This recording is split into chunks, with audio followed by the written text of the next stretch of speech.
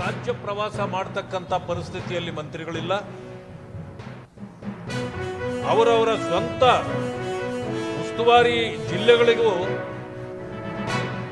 Picnic ಅಥವಾ tour ಹೋದಂಗೆ ಒಂದು ಟೂರ್ ಹಾಕೊಂಡು ಹೋಗ್ತಾರೆ ಹೊರತು ಅಲ್ಲಿ ಯಾರೂ ಕೂಡ ವಾಸ ಇಲ್ಲ. ಯಾಕೆಂದ್ರೆ ಜನ ಇವರ ಕೆಲಸವನ್ನು ನೋಡಿ ಇವತ್ತು ಕುಪಿತರಾಗಿದ್ದಾರೆ. ಆ ಕಾರಣದಿಂದ ಈ ಸರ್ಕಾರ ಜನವಿರೋಧಿಯಾಗಿ ಕೆಲಸ ಮಾಡ್ತಾ ಇದೆ. ಇಂತಹ ಸರ್ಕಾರದ ಈ ನಡವಳಿಕೆಯನ್ನು ಭಾರತೀಯ ಜನತಾ ಪಕ್ಷದ ಮುಖಂಡರು ಸೇರಿ ಸಂಪೂರ್ಣವಾಗಿ ವಿರೋಧಿಸ್ತಕ್ಕಂಥ ಕೆಲಸವನ್ನು ನಾವು ಮಾಡ್ತೇವೆ.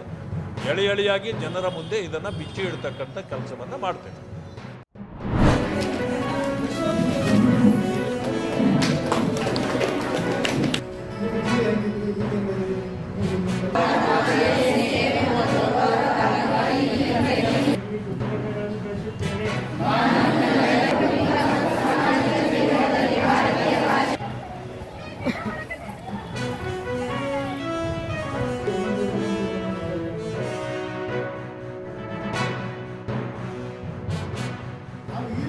ಬೇರೆ ಮೇಲೆ ಡಿಪೆಂಡ್ ಆಗಿದ್ರೆ ನಾವು ಇನ್ನೂ ಮುಂದುವರೆಗೆ ಸಾಧ್ಯ ಇಲ್ಲ ಅಂತ ಹೇಳಿ ಕರೆ ಕೊಡ್ತಾರೆ.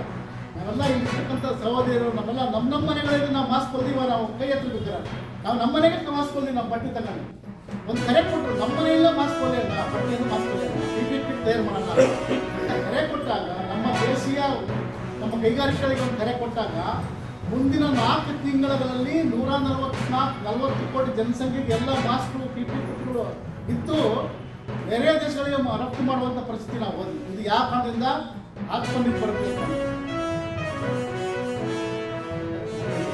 ಅದು ಅಮೆರಿಕದಿಂದ ಬರ್ತಾರೆ.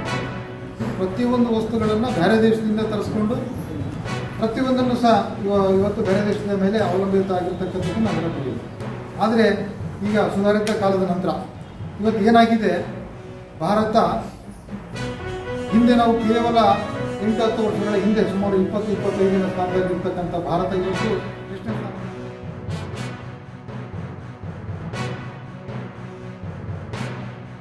ನನಸಾಗಬೇಕಾದ್ರೆ ಸ್ವದೇಶಿ ಪ್ರತಿಜ್ಞೆಯನ್ನ ಪ್ರತಿಯೊಬ್ಬ ಯುವ ಶಕ್ತಿಯು ಕೂಡ ಮಾಡಲೇಬೇಕಾಗುತ್ತೆ.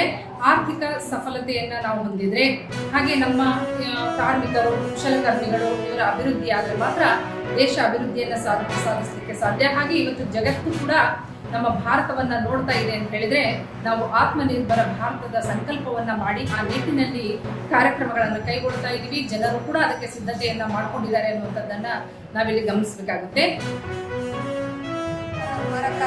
ಈ ಕಾರ್ಯಕ್ರಮದಲ್ಲಿ ಈ ಕಾರ್ಯಕ್ರಮವನ್ನ ಜಾರಿಗೆ ತಂದಿದ್ದಾರೆ.